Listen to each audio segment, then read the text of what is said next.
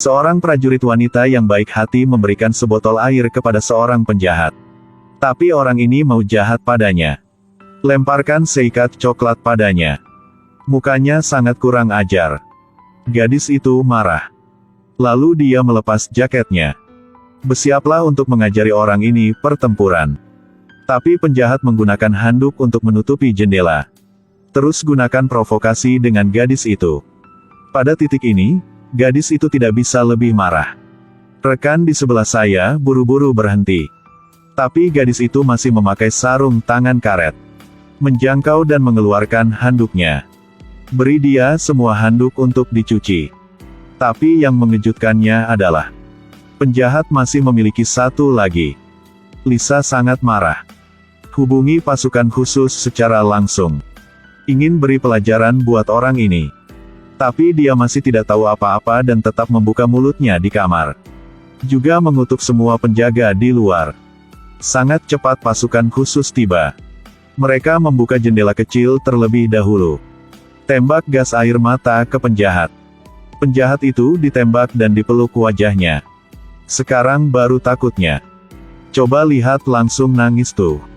Setelah itu masuk ke dalam dan pukuli. Tapi itu baru saja dimulai. Jam 2 malam. Mereka menyeretnya ke ruangan lain. Tapi dia masih belum membiarkannya tidur selama 10 menit. Kemudian mereka membuatnya pindah ke kamar sebelah. Sama seperti itu, sebulan berlalu. Pria itu tersiksa sampai kelelahan mental. Tidak bisa tidur setiap hari. Yang lain melihat sesama tahanan ini disiksa sampai mati. Jadi mulai protes. Ada juga mogok makan untuk mengekspresikan kemarahan. Lisa melihat para tahanan berpuasa selama berhari-hari. Jadi memikirkan cara untuk berurusan dengan orang-orang ini.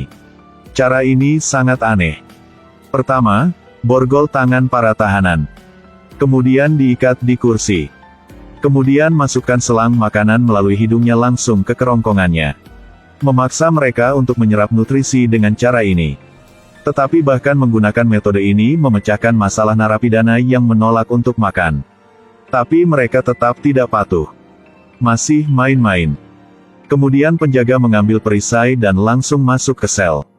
Kemudian mereka semua bergegas dan menjepit pria itu. Ingin habisi dia. Tapi Lisa tidak hati-hati dan dia dipukul.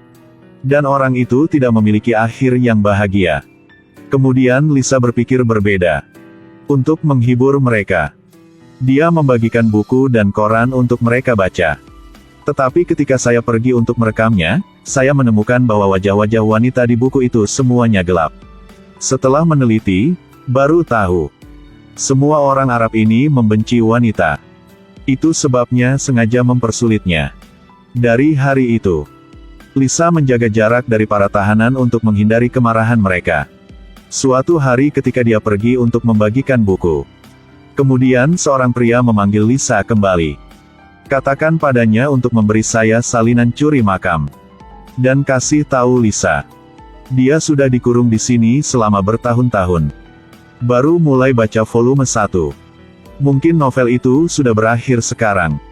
Keinginan terbesarnya saat ini adalah melihat novel itu.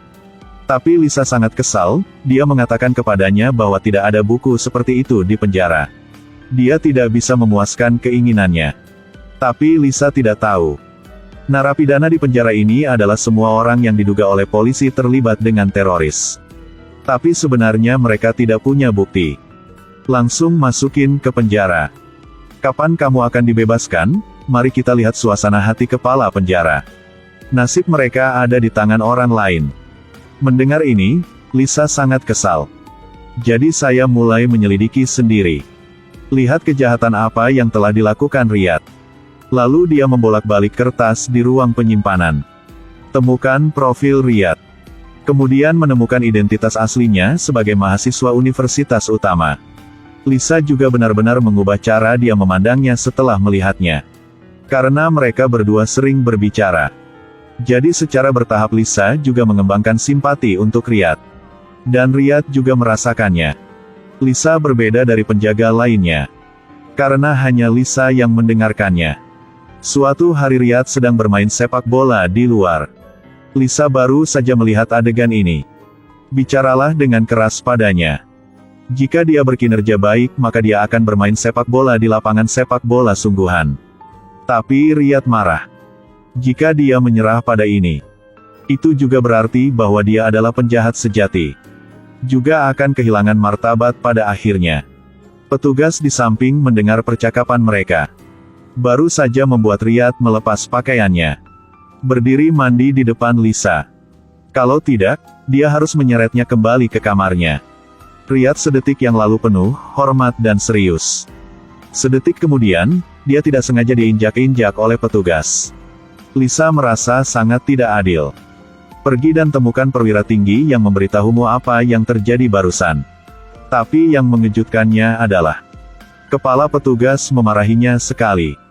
Masih meragukan pendiriannya. Pada titik ini, Lisa kehabisan kata-kata. Ternyata tidak hanya itu yang bisa dilakukan oleh karyawan rendahan seperti dia. Hari-hari berikutnya, Lisa diubah menjadi shift malam oleh atasannya. Setiap hari harus begadang.